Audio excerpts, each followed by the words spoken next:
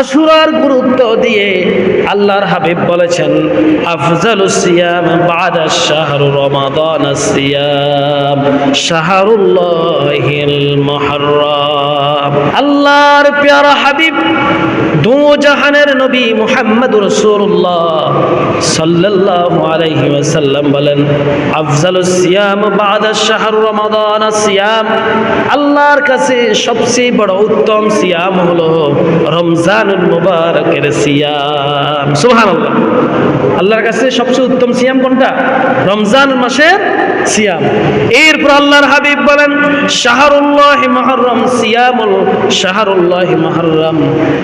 আর দ্বিতীয় নম্বরে আল্লাহর কাছে সবচেয়ে প্রিয় সিয়াম হলো মুহররম মাসের আশুরার সিয়াম। সুবহানাল্লাহ। আশুরার সিয়াম। কারণ তো হচ্ছে এই মাসের ভিতরে আল্লাহ সুবহানাহু ওয়া তাআলা বড় বড় ঘটনা ঘটিয়েছেন। এই মাসের ভিতরে আবার আল্লাহ তাআলা বড় বড় ঘটনা ঘটাবেন। সুবহানাল্লাহ।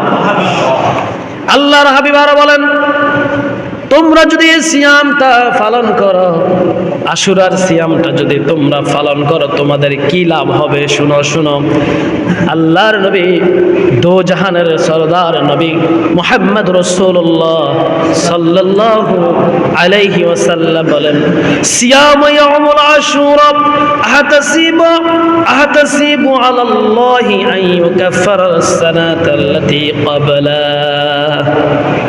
আল্লাহ রাসূল বলেন, এই মুহররম মাসের সিয়াম, আশুরার দিবসের সিয়াম যদি কোনো ব্যক্তি রাখে, কোনো ব্যক্তি যদি আল্লাহ তাআলার সন্তুষ্টির উদ্দেশ্যে এই সুন্নাহ নফল সিয়ামটা পালন করে, আল্লাহ পাকের সন্তুষ্টি হাসিলের জন্য, আল্লাহর নবী বলেছেন একটি বছরের গুনাহের কাফারাত ওই ব্যক্তির হয়ে যাবে।